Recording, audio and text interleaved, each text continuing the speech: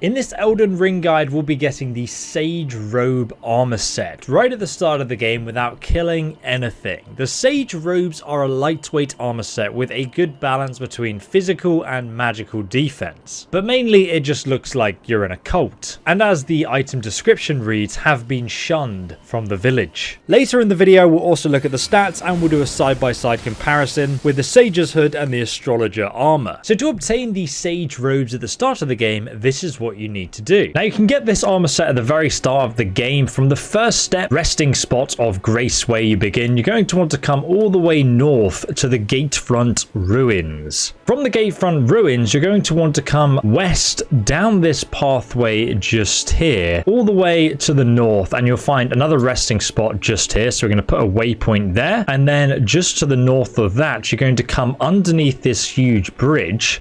I'll put another waypoint just there. And then continuing on from that bridge, you're going to find a broken bridge, which is going to be like a dead end. So now let's go ahead and ride that first section through the gatehouse here. You're going to want to just ride your horse into Stormgate and sort of dodge to the left and right and watch out for a monster that drops down, a giant from above. And then we're just going to continue riding onwards. It's a pretty easy area just to run through, so I wouldn't really worry about this at all. And then you're just going to continue along the path. But when you reach Stormhill, you will get attacked by some wolves that jump down from the cliff edge. So run slightly to the right there and they won't hit you. Then just over here, you'll find that resting spot just where the waypoint I placed was.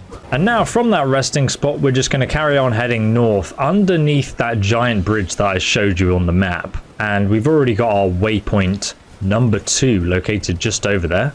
So we're going to continue off the stone path onto this dirt track here under the bridge and just carry on going. Pretty easy, to be honest. A lot of people seem to think that this is a higher level area and you can't go here earlier, but you can go anywhere you like in Elden Ring. It's an open world game. So we're going to continue on to the end of this stone bridge here, which has fallen away. You cannot go any further. So loot this tarnish for the Nomadic Warriors Cookbook 7. And now, as you can see, we're at this broken bridge. What we need to do now is we need to put another marker directly to the left here, and then to the north we're going to follow this wall that we can't actually see around, put another marker there, and then just to the left here you can see this part of the wall, there's a little circle. Just to the north of that, put another waypoint. That's just like a rough guide of where we need to go next. So from this broken bridge that we're on, we're going to come down here because we can't get across any other way. And we're just going to climb up this sort of rocky terrain here. And it's actually going to lead us on a pathway. It's just like a straight pathway. It might look a little bit confusing to follow, but it is literally just a straight pathway. And just head all the way along. You'll come across a couple of low-level wolves that are not going to be much of a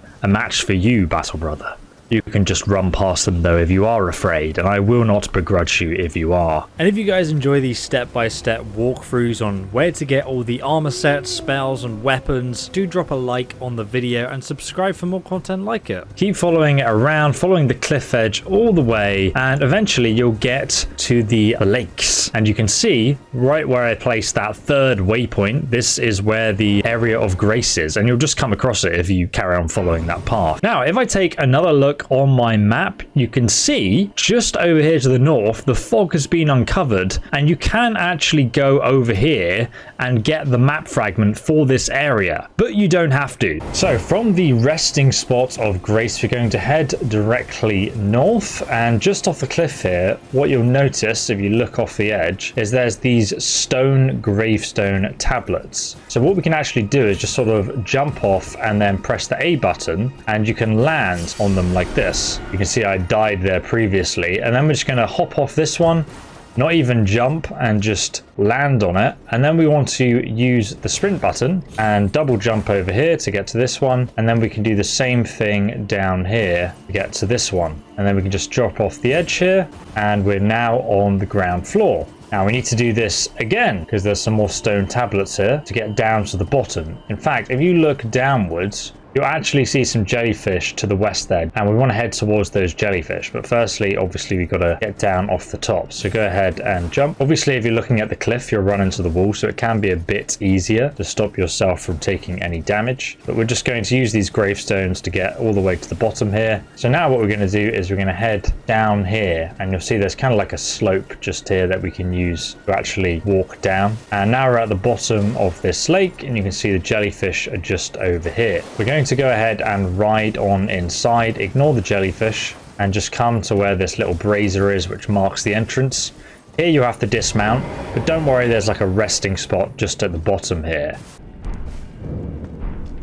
And here we are, Stillwater Cave. I also recommend you pick up the torch from the merchant at the start of the game, because this area is obviously quite dark, but you can do it without it.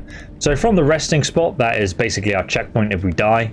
We're going to head straight on in, and we're going to go directly west through this first cave, around this sort of crevice in the bottom here, and then we're going to carry on running past this guy, jump over this little cliff edge, and then carry on running into this sort of tomb area. You can outrun their spells, by the way, because they're kind of like homing missiles, but you can run faster than them. Just don't dodge roll, because your dodge roll slows you down. Then we're going to head down this little cave area. It's pretty much just one straight tunnel until you get to the bottom. You'll see there's actually some bats in the ceiling here. As long as you don't walk in, they won't attack you. You can use the glintstone pebble to hit them if you like. Now I'm just taking out these bats for the video, but you can just run inside and grab yourself the Sage armor set from this body that is currently sitting in this pool of poison here. And at that point you can die, because you'll have the armor set and you'll just respawn back at the bonfire. However, if you do want to loot the other things in here, this is what you'll get. We also have some serpent's arrows and some more golden runes. Now you may be wondering, how does the Sage armor compare to the starting Astrologer class armor, which is usually used if you're a mage? So as you can see, the Sage hood is much better than the starting Astrologer armor, with a slight increase in weight. Next we have the Sage robes, which are, as you can see, much worse. However, they are considerably lighter. Then we have the Sage trousers, which are once again extremely light. And we do not have any Sage gauntlets. They are not part of the set. But like a member of the Mythic Dawn now. Overall, the Sage robes are a lighter version of the Astrologer set, but with the trade-off of having overall less physical and elemental resistance, besides its faith resistance, which is higher than the Astrologer set. It is most definitely not the best mage armor at the start of the game, and not worth replacing your Astrologer armor with, even when upgraded. If you are looking for the best mage armor set though, I will link another guide below in the description on how you can obtain it. But really, the Astrologer set is a fantastic armor set throughout the entire game, with only a few headpieces outperforming it.